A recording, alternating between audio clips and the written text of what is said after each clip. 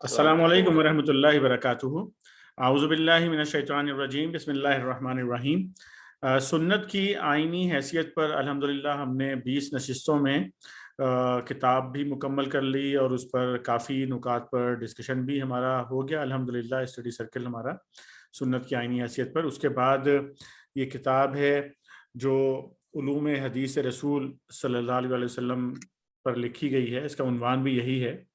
इस किताब में से हम हदीस मुबारका की जो अक़साम हैं वो हम पढ़ रहे हैं और ये हम पढ़ने की और समझने की कोशिश कर रहे हैं कि अहादीस की जो पूरा इल्म है उसकी कैटेगराइजेशन जो है वो किस तरह से हुई है, क्योंकि ये एक मुख्तसर सी हमारा ये मुताला है। इसमें बहुत डेप्थ में तो हम नहीं जाएंगे, इसलिए कि एक बहुत ही तखस्सुस है, बहुत स्पेशलाइज फील्ड है ये खुद भी। लेकिन एक बुनियादी मालूमात जो एक आम मुसलमान के पास होनी चाहिए वो हम सिर्फ यहाँ से हासिल करने की कोशिश करेंगे। यहाँ पर जो बिल्कुल एक बुनियादी किस्म की जो चीज़ें हैं उसको हम अगर वहाँ पर कहीं चीज़ समझ में नहीं आएगी तो उसे समझेंगे, लेकिन वो चीज़ें जो एक्सटेंडेड हैं तो उसकी तफसील में हम नहीं जाएंगे, उसे पढ़ लेंगे। जैसे अगर हदीस मुबारका की बुनियादी अक़साम हैं, फिर उसके बाद उसकी जो सब कैटेगरीज़ हैं, तो सब कैटेगरीज़ हम पढ़ेंगे, लेकिन सब कैटेगरीज़ की डिटेल में नहीं जाएंगे, डिटेल डिस्कशंस में, क्योंकि वो फिर एक और पूरी एक अलग स्टडी है अलग से। पिछली मरतबा जो हमने तफसीलात पढ़ी थी उसमें हमने ये देखा था कि जैसे हदीस जो अखबार अहाद जिसे कहा जाता है, वो अहादीस के जिनकी रिवायत हर ज़माने में, यानी जब तक अहादीस रिकॉर्ड हुई बाकायदा डेटाबेस में, उस ज़माने तक हर ज़माने में जिस हदीस की रिवायत करने वाले अफराद कम से कम 3 और ज़्यादा से ज़्यादा 10 अफराद हों तो उसे अखबार अहाद कहा जाता है। और फिर मुतवातर अहादीस वो अहादीस के जिनके रिवायत करने वाले हर ज़माने में 10 से ज़ायद अफराद हों तो उसे मुतवातर हदीस कहा जाता है। अखबार अहाद की काफ़ी सारी मिसालें जो है वो हमने पढ़ी, काफ़ी सारी अहादीस थी जो हमने देखे, और बहुत सी अहादीस की जो है सिर्फ उनके मुख्तसर जो उनमें एक सबक पिन्हा था वो हमने देखा तलखीस की सूरत में। उसके बाद ये अहादीस जो मुतवातर हैं, अब उनकी हम कुछ मिसालें पढ़ रहे थे, और उसके बाद फिर आगे जाके जो उसकी कैटेगराइजेशन जिस बुनियाद पर हुई है वो इंशाल्लाह वो भी हमारे सामने आ जाएगी। तो जो मिसालें हम पढ़ रहे थे उसी को हम कंटिन्यू करेंगे पिछली नशिस्त से। पिछली इस सिलसिले में एक नशिस्त हमारी हुई है, आज दूसरी नशिस्त है इंशाल्लाह। तो यहाँ से हम इसको शुरू करने वाले हैं। अभी मैं हामिद कय्यूम भाई से दरख्वास्त करूँगा कि आप मुताले का आगाज़ कीजिए। बिस्मिल्लाहिर्रहमानिर्रहीम। अस्सलाम वालेकुम। वालेकुम। मुसलमान कौन है? इब्ने जुरैह से रवायत है कि उन्होंने अबू जुबैर से सुना, वो कहते हैं कि मैंने जाबिर बिन अब्दुल्लाह से सुना, उन्होंने कहा कि मैंने रसूलुल्लाह सल्लल्लाहु अलैहि वसल्लम से सुना, उन्होंने फरमाया मुसलमान वो है जिसकी ज़बान और हाथ से दूसरे मुसलमान महफूज रहें। इस हदीस को इन सहाबा किराम ने रिवायत किया है। नीचे उनकी लिस्ट आ रही है। ये 14 अफराद की लिस्ट है। यहाँ से अगर आप देखें तो 14 सहाबा की लिस्ट आ रही है यहाँ पे, यानी कि मुतवातिर हदीस है, 10 से जायद की लिस्ट यहाँ पे आई है जी। हया ईमान से है। हजरत अब्दुल्ला बिन उमर रजी अल्लाह ताला अन्हुमा से रिवायत है कि रसूलुल्लाह सल्लल्लाहु अलैहि वसल्लम एक आदमी के करीब से गुजरे, उसे हया के बारे में तंबीह की जा रही थी। मकसद ये था कि हया की वजह से तूने बहुत नुकसान उठाए हैं। तब नबी सल्लल्लाहु अलैहि वसल्लम ने फरमाया, और इसे अपने हाल पर रहने दो, यकीनन हया ईमान का एक हिस्सा है। इस हदीस को इन सहाबा किराम ने रिवायत किया है। यहाँ पर आपको 10 की जो है वो मिल रही है, यहाँ पे जो लिस्ट है 10 अफराद की लिस्ट यहाँ पे मिल रही है। अजान के कलिमात 2 दफा और इकामत के कलिमात 1 दफा कहने का हुक्म। حضرت انس رضی اللہ تعالیٰ عنہ روایت کرتے ہیں کہ جب لوگ زیادہ ہو گئے تو پروگرام بنایا گیا کہ یا تو نماز کے وقت کے لیے آگ جلائی جائے یا ناقوس بجایا جائے. تو حضرت بلال کو رسول اللہ صلی اللہ علیہ وآلہ وسلم نے اذان کے کلمات 2 دفعہ کہنے اور تکبیر اقامت کے حکمات 1 دفعہ کہنے کا حکم دیا. اس حدیث کو ان صحابہ کرام نے روایت کیا ہے.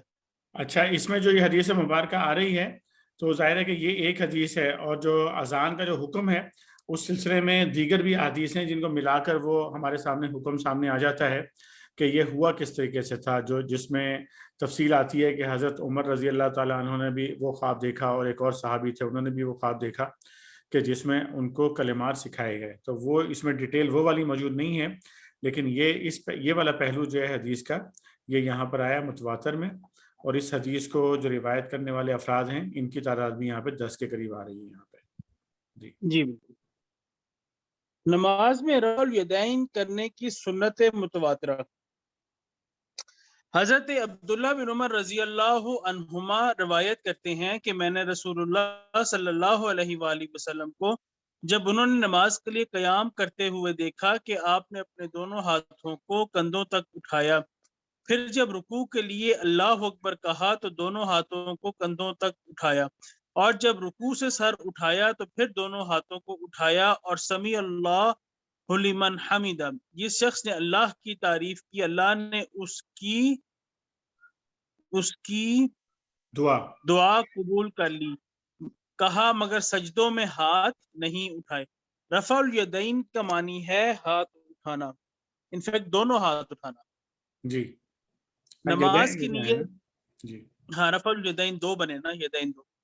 نماز کی نیت باندھتے وقت رفع الیدین کرنا. نمبر 2 رکوع جاتے وقت رفع الیدین کرنا. نمبر 3 رکوع سے سر اٹھاتے وقت رفع الیدین کرنا. نمبر 4 پہلی تشہد کے بعد تیسری رکعت کے لیے کھڑے ہوتے وقت رفع الیدین کرنا.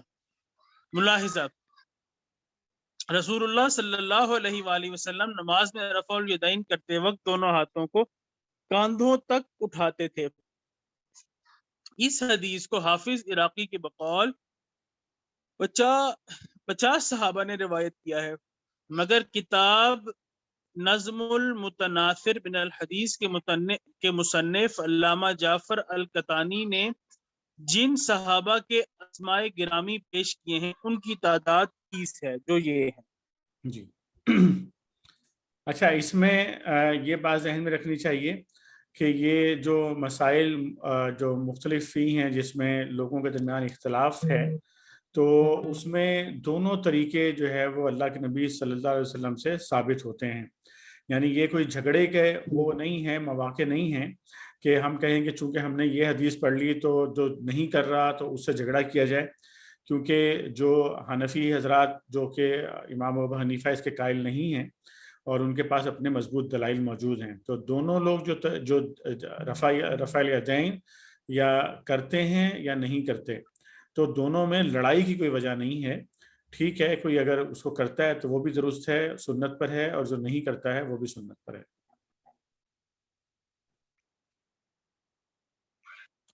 احادیث متواتر کا خلاصہ. ان چند احادیث کے باحوالہ ذکر کے بعد کچھ مزید اور بعض عام احادیث متواترہ کا ملخص و مفہوم پیش خدمت ہے.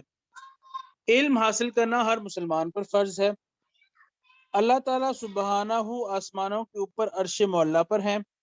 یہودی 71 فرقوں میں بٹ گئے، نصارہ عیسائی 72 فرقوں میں، اور میری امت 73 فرقوں میں بٹے گی. اسلام مدینہ منورہ سے شروع ہوا تھا اور مدینہ منورہ ہی کی طرف لوٹے گا. حلال جانور کی کھال و باغ، کھال دباغ سے پاک ہو جاتی ہے. دباغ پروسیس ہے کھال کو پاک کرنے کا، یعنی جب آپ کھال اتار کے اس کے اندر نمک لگاتے ہیں یا کوئی آپ اس کے اندر کوئی میڈیکیشن آپ کرتے ہیں اس کی جس سے کھال کو آپ محفوظ کر لیتے ہیں، تو وہ اس کو دباغیت کہتے ہیں. یعنی جو کھال کی جو پروسیسنگ ہے چمڑا بنانے کے لیے اس کو دباغ کہتے ہیں. تو حلال جانور کی کھال دباغ کھال کو نمک یا ادویات سے صاف کرنے سے پاک ہو جاتی ہے. کان سر کے حصے میں داخل ہیں. داڑھی کا خلال، وضو میں ہر عضو کو 3 دفعہ دھونا، بغیر وضو کے نماز نہیں ہوتی، جنبی کے لیے سونے سے پہلے وضو کا حکم، نماز کی رکعتوں سے متعلق حدیث، مسلمانوں کا قبلہ کعبہ ہے، جس نے اللہ کے لیے مسجد بنائی اللہ اس کا گھر جنت میں بنائے گا، جو کچی پیاز اور لہسن کھائے وہ مسجد میں نہ آئے۔ مسجد نبوی میں نماز کا ثواب 1000 نماز سے زیادہ ہے۔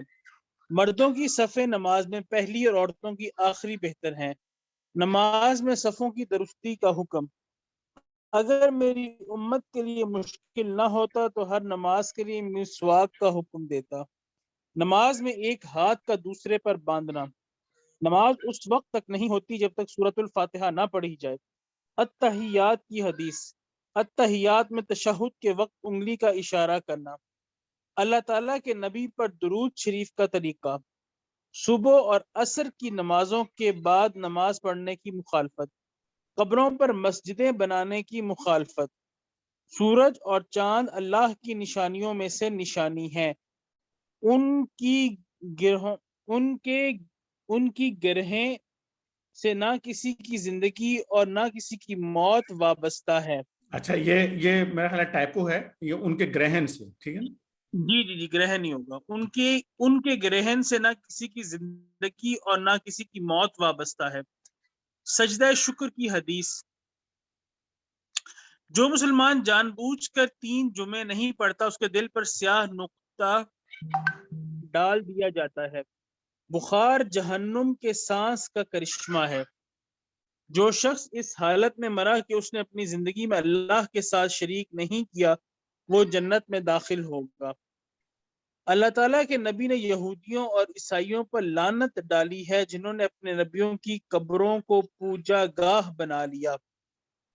قبروں میں سوال کے وقت روح کا لوٹنا، عذاب قبر سے اللہ کی پناہ مانگنا، قبروں میں نبی زندہ ہیں، سحری کھانے میں دیری اور افطاری میں جلدی کرنا، سفر میں روزہ رکھنا نیکی نہیں ہے، جس نے رمضان اور شوال کے 6 روزے رکھے گویا کہ اس نے ساری زندگی روزے رکھے۔ رمضان المبارک میں عمرے کا ثواب حج کے برابر ہے۔ میری امت میں ایک گروہ ہمیشہ حق پر ہوگا، میرا نام تو رکھ سکتے ہو مگر میری کنیت کی اجازت نہیں۔ جنگ دھوکہ ہے، جنگ میں عورتوں اور بچوں کو قتل نہ کرنے کا حکم، جو مسلمان اپنی مال کی حفاظت کرتے ہوئے مارا گیا وہ شہید ہے۔ اپنی چچی سے نکاح حرام ہے، عورتوں کی دبر میں جمع کرنا حرام ہے، ہر نشہ آور چیز حرام ہے، جس نے دھوکہ دیا وہ ہم میں سے نہیں، جس نے کسی کی زمین کی ایک بالشت پر قبضہ کیا قیامت کے روز اس کے گلے میں 70 گنا اوق ڈالا جائے گا۔ ذمی یعنی مسلم حکومت میں غیر مسلم پر ظلم حرام ہے۔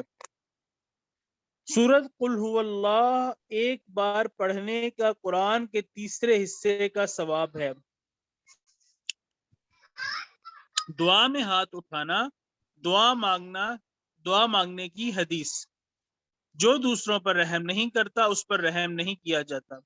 ابن آدم کی حرص کو قبر کی مٹی ہی بھر سکتی ہے۔ مشورہ دینے والا امین ہونا چاہیے۔ حسن و حسین جنت کے سردار ہیں۔ میرا زمانہ بہتر ہے، پھر اس کے بعد آنے والا 3 زمانوں کا ذکر۔ میرے گھر اور ممبر کا درمیانی فاصلہ جنت کی کیاریوں سے ہے۔ جبل احد ہم سے محبت رکھتا ہے اور میں اس سے محبت رکھتا ہوں۔ میں خاتم النبیین ہوں، میرے بعد کوئی نبی نہیں۔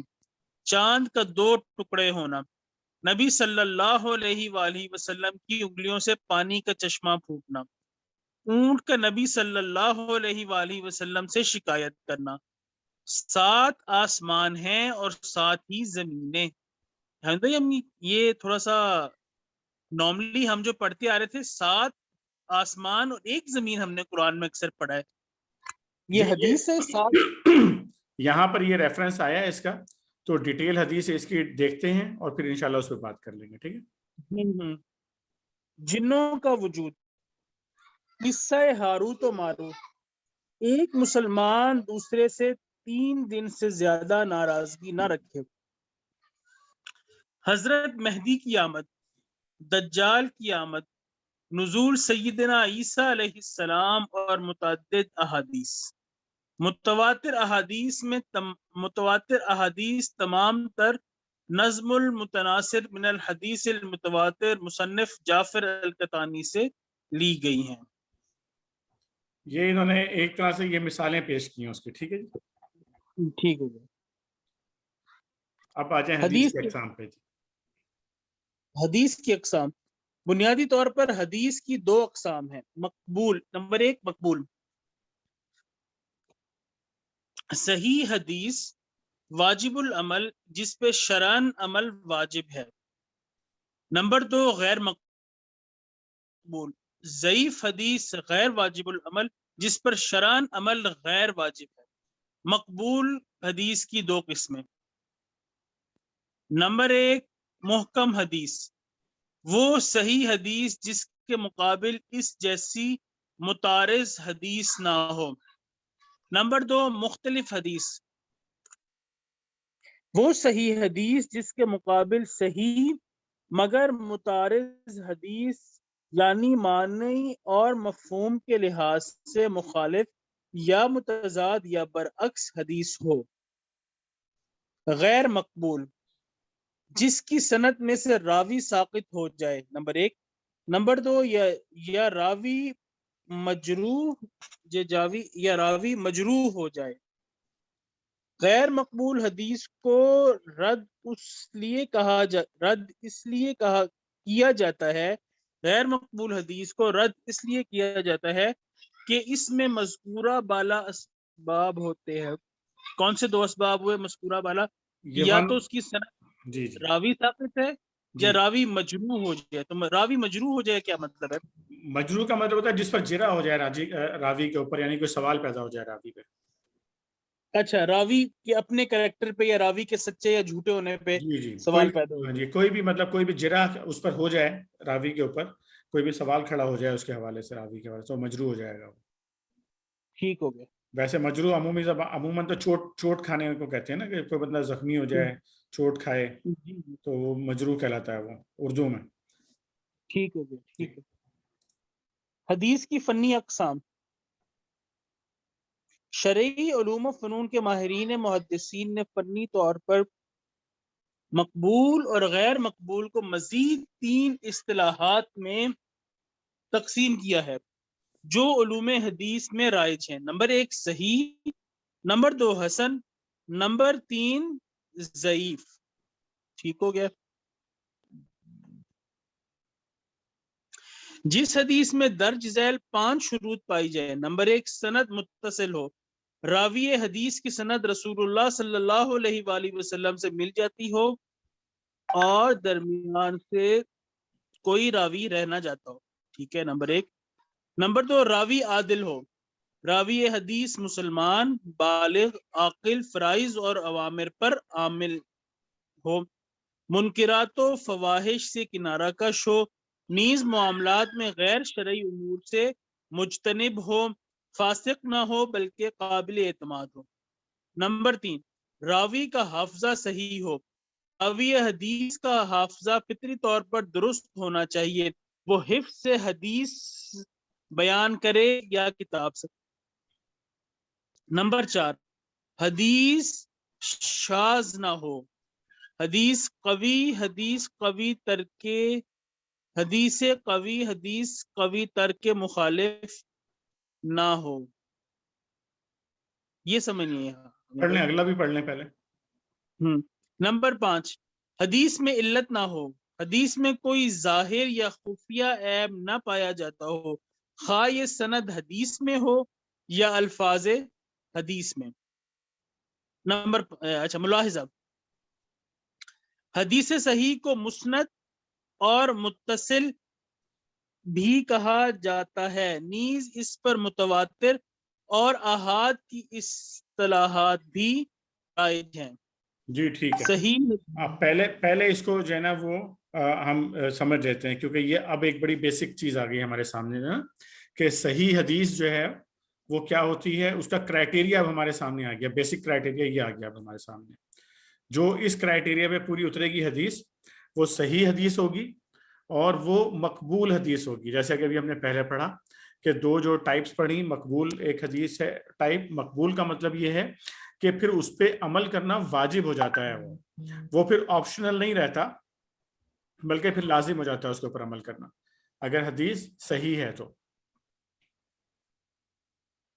تو اس کو یہ سمجھ میں آ گئی ساری اس کے پانچوں نقطے. تمام بھائی ون بائی ون کر کے اس کو دیکھ لیں ذرا، کیونکہ اب یہ یہاں سے نا یہ مطلب بیسک انفارمیشن کم از کم سب کی انڈرسٹینڈنگ صحیح ہونی چاہیے صحیح حدیث کے اوپر. کیونکہ بعض اوقات ہمارے ذہن میں ہوتا ہے کہ صحیح حدیث کا مطلب ہے خالی یہ اردو والا صحیح ہے، اس کے علاوہ جتنی حدیث ہوں گی شاید وہ غلط ہوں گی.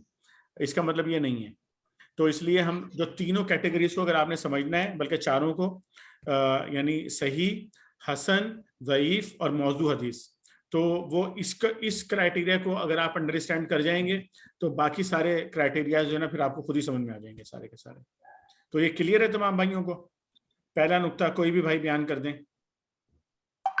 اپنے الفاظ میں کہ کیا بات سمجھ میں آئی ہے پہلے نقطے سے. حامد قیوم بھائی کے علاوہ کوئی بھائی، حامد قیوم بھائی کے علاوہ کوئی بھائی بیان کرتے ہیں اس کو.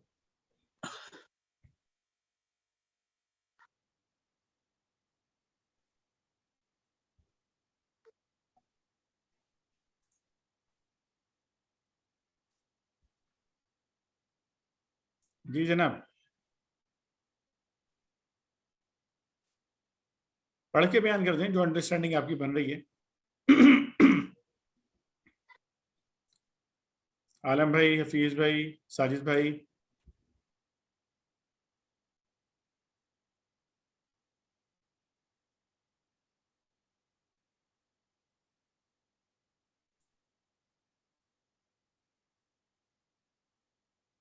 میرا نیٹ تو کام کر رہا ہے نا؟ جی جی جی آواز آ رہی ہے. جی جی ٹھیک ہے. جی جی آواز کلیئر ہے آپ کی. جی جی حفیظ بھائی پہلا نقطہ پڑھ کے اس کو ذرا آپ بتا دیں آپ کی انڈرسٹینڈنگ کیا بن رہی ہے اس سے. سند متصل ہو، راوی حدیث کی سند رسول اللہ صلی اللہ علیہ وسلم سے مل جاتی ہو، درمیان سے کوئی راوی رہ نہ جائے، یعنی وہاں پہ کوئی بھی ایک نقطہ ڈسکنیکٹ نہ ہو کہیں پہ بھی، کوئی یعنی کسی میں بھی کہیں کوئی وہ کہتے ہیں جوڑ نہ ہو. صحیح ہے، توڑ نہ ہو مطلب جڑی ہوئی ہوں. یعنی ابھی کیا پڑھ رہے ہیں ہم یہ حدیث صحیح کی جو وہ ہے ڈیفینیشن وہ پڑھ رہے ہیں اور اس کی کریکٹرسٹک دیکھ رہے ہیں. ٹھیک ہے، تو پہلی کریکٹرسٹک یہ ہے کہ کوئی بھی حدیث جو کہ روایت ہو رہی ہو اس کی روایت جو ہے وہ متصل روایت ہو. یعنی کہ جس طرح ابھی ہم نے تھوڑی دیر پہلے حدیث پڑھی تھی نا کہ فلاں نے فلاں سے سنا، فلاں نے فلاں سے سنا اور فلاں نے نبی کریم صلی اللہ علیہ وسلم سے سنا. ٹھیک ہے نا؟ تو اب یہ اتصال ہے اس کے درمیان، سب ایک دوسرے کے ساتھ متصل جو ہے ایک دوسرے کو بتا رہے ہیں. یعنی کوئی بھی اس میں ڈسکنٹینیو نہیں ہے، بیچ میں کوئی گیپ نہیں ہے. بالکل بالکل کوئی ڈسکنیکٹ نہیں نظر آ رہا آپ کو. پہلی چیز بالکل بیسک چیز ہے کہ کوئی ڈسکنیکٹ آپ کو کہیں پہ نظر نہیں آ رہا. ٹھیک ہے جی. اچھا دوسرا ہے کہ راوی جو ہے وہ عادل ہو، جو روایت کر رہا ہے اس کا عادل ہونا بھی شرط ہے. اچھا عادل کی ڈیفینیشن آ گئی ہے یہاں پہ. عادل کی ڈیفینیشن کیا دی گئی ہے؟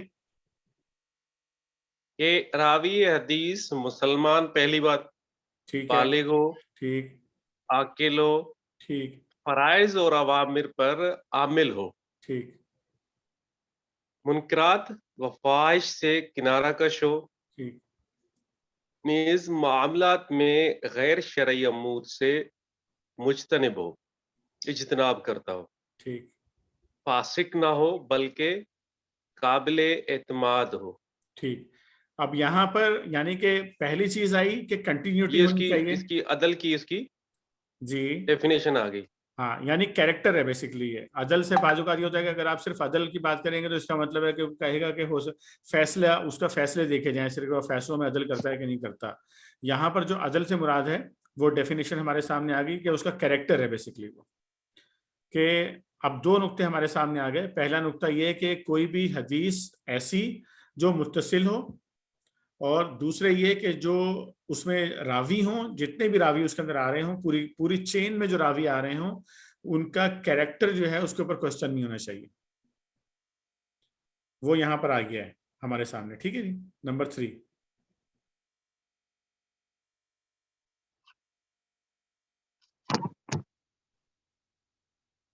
نمبر 3 پہ کیا بات سمجھ میں آ رہی ہے؟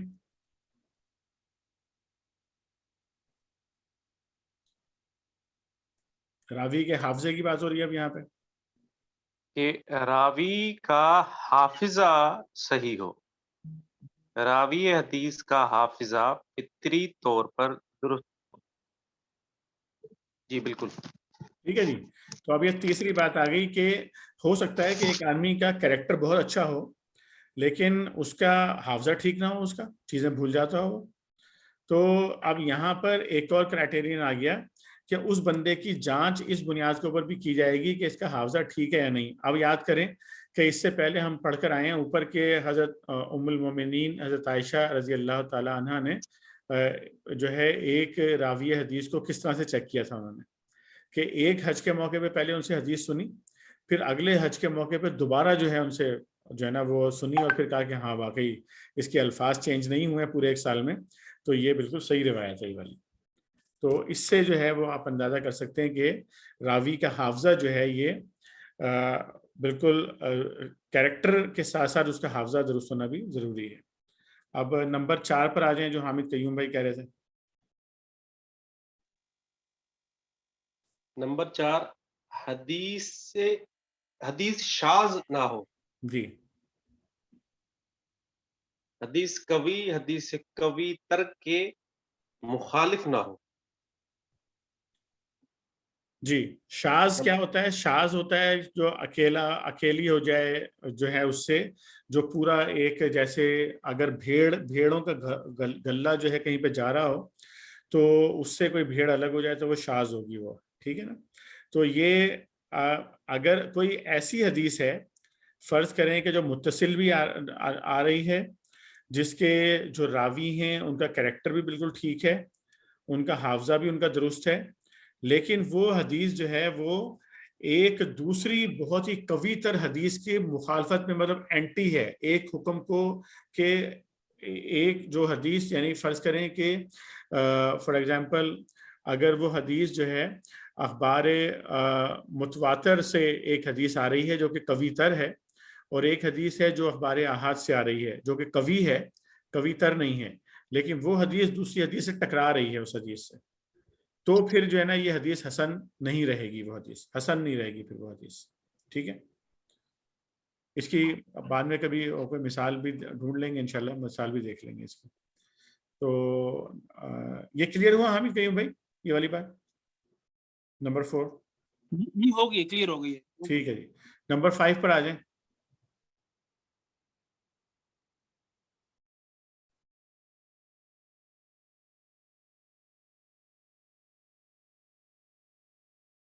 جی حفیظ بھائی نمبر 5. جی میں کر رہا ہوں.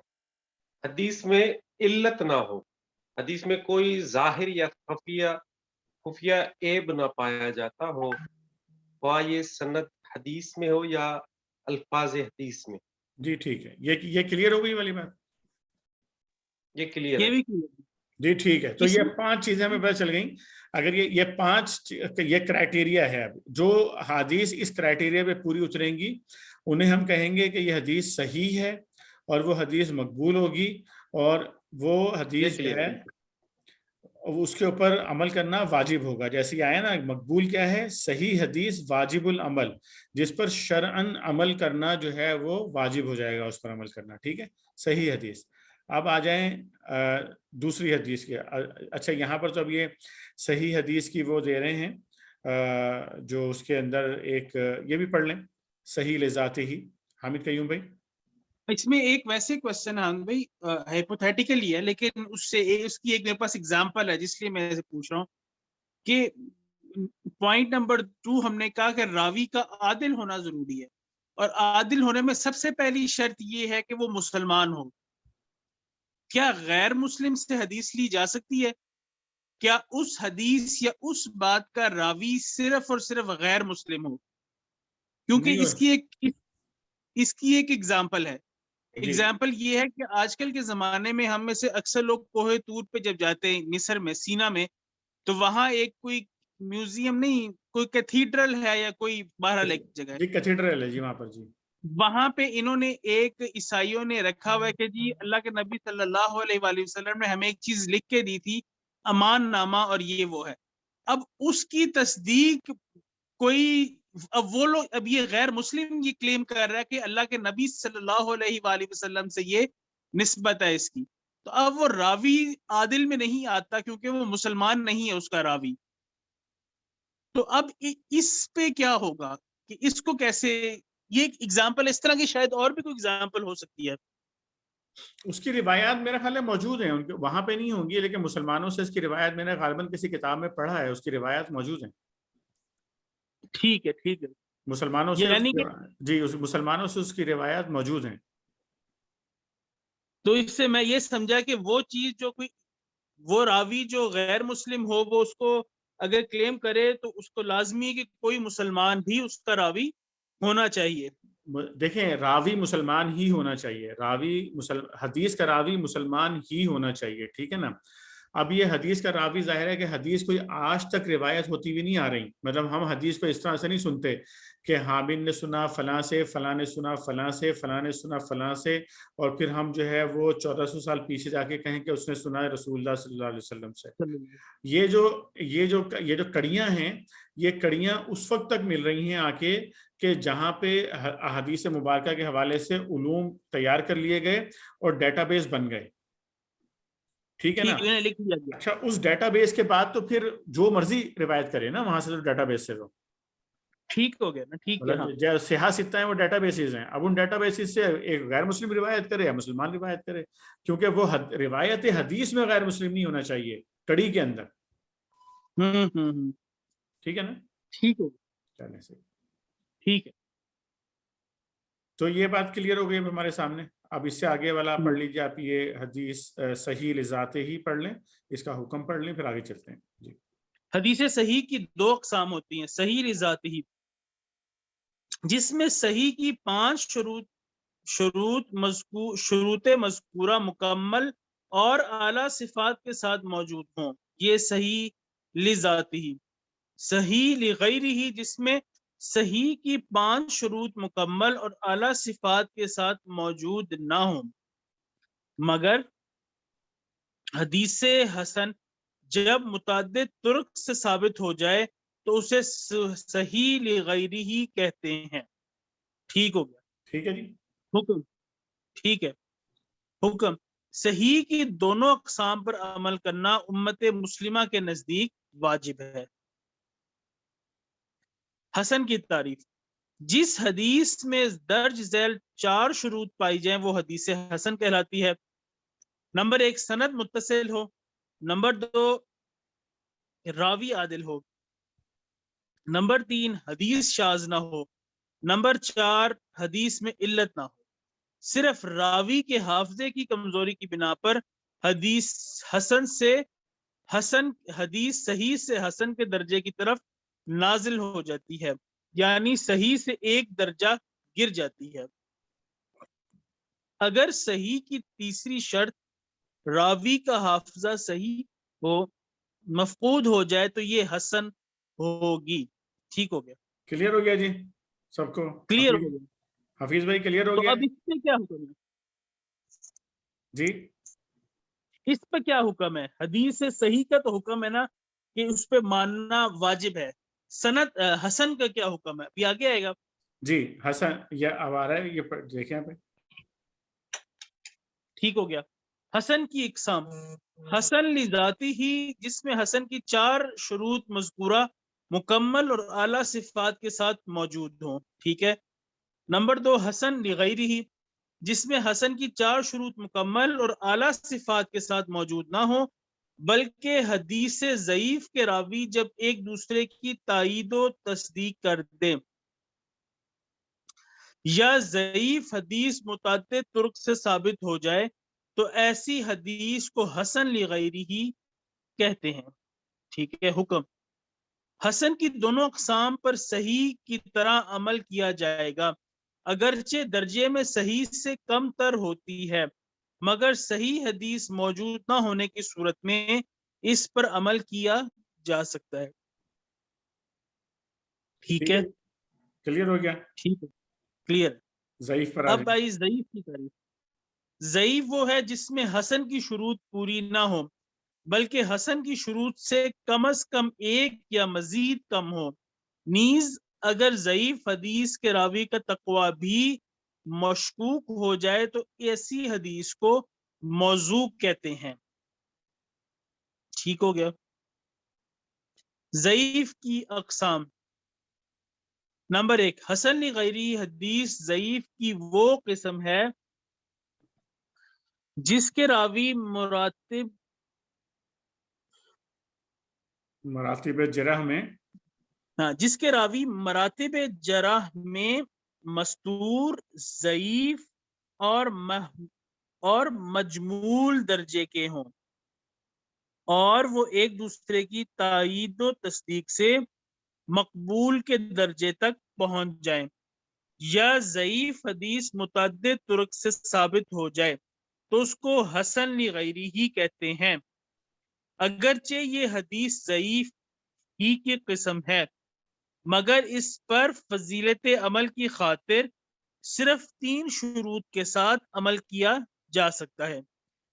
نمبر 1، ضعف شدید نہ ہو. نمبر 2، ایسی حدیث ہو جس پر عمل کیا جا سکتا ہو، یعنی کتاب اللہ کے اصولوں یا سنت صحیح کے خلاف نہ ہو. نمبر 3، اس اعتقاد کے ساتھ عمل نہ کیا جائے کہ یہ حدیث سے نبی صلی اللہ علیہ وآلہ وسلم ہے، بلکہ احتیاط کے طور پر عمل کیا جا سکتا ہے.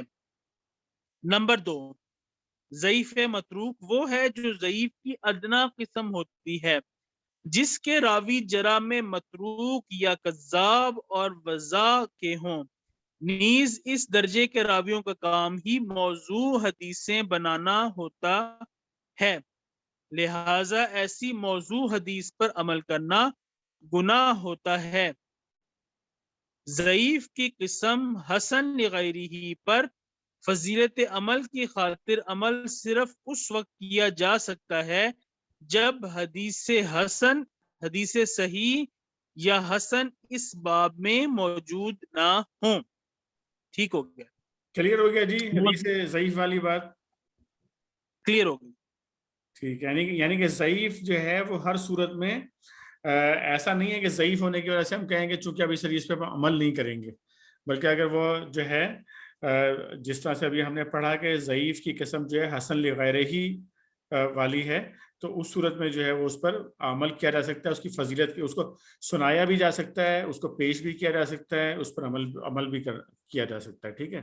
لیکن بس یہ اعتقاد نہیں ہونا چاہیے کہ واجب نہیں ہے اس پہ عمل کرنا. کوئی عمل کرتا ہے اچھائی کے لیے تو اچھی بات ہے، نہیں کرتا ہے تو کوئی بات نہیں. موضوع کی تعریف: موضوع وہ جعلی اور جھوٹی حدیث ہے جسے جھوٹا راوی اپنی طرف سے بنا کر رسول اللہ صلی اللہ علیہ وآلہ وسلم کی طرف منسوب کر دیتا ہے.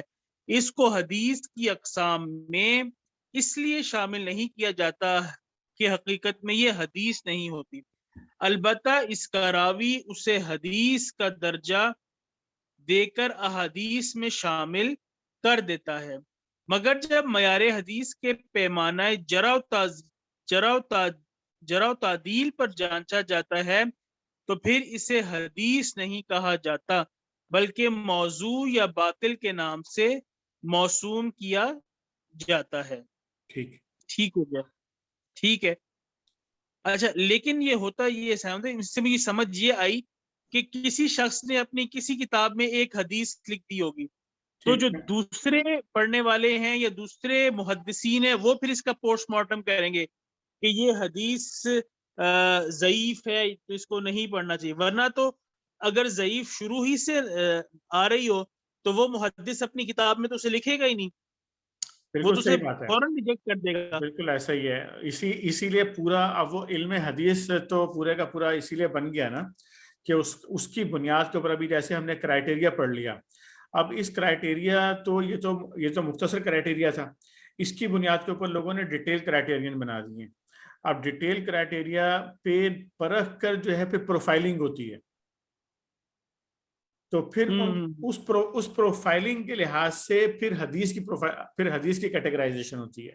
یعنی کہ جیسے اب اس میں آپ نے راویوں کی پروفائلنگ کر دی, ٹھیک, تو راویوں کی پروفائلنگ کے بعد پھر چونکہ حدیث تو ایک روایت ہوتی کسی نے کی, چاہے وہ موضوع تھی وہ, ٹھیک ہے, اس نے تو حدیث کہہ کے روایت کیا اس کو, لیکن اس کو لکھا تو اسی طرح جائے گا کہ بھئی یہ روایت حدیث کے طور پہ آئی ہے. لیکن جب اس کے کرائٹیریا پہ جب اس کو آپ نے پرکھا اس کو, تو آپ نے کہا کہ بھئی کرائٹیریا پہ پرکھنے کے بعد اس راوی کی جو پروفائلنگ ہے وہ یہ بن رہی ہے, اس کی پروفائل راوی کی, یا اس میں جو راوی آ رہے ہیں ان کی پروفائل یہ بن رہی ہے, ٹھیک ہے. پھر یہ کہ یہ جو حدیث بیان کر رہا ہے کیٹیگری کے لحاظ سے اس حدیث کی یہ درجے بن رہے ہیں اس حدیث کے. یعنی کہ اس حدیث کے الفاظ جو ہے کہیں قرآن سے متصادم ہیں, یا کسی دوسری قوی تر حدیث سے متصادم ہیں, یا اس کے جو ہے ان جنرل جو دین کے جو عقائد ہیں یا بنیادی کانسیپٹس ہیں ان سے کہیں پر متصادم ہیں, تو پھر اس حدیث کی اپنی بھی ایک ویٹیج بن جاتی ہے اس کی.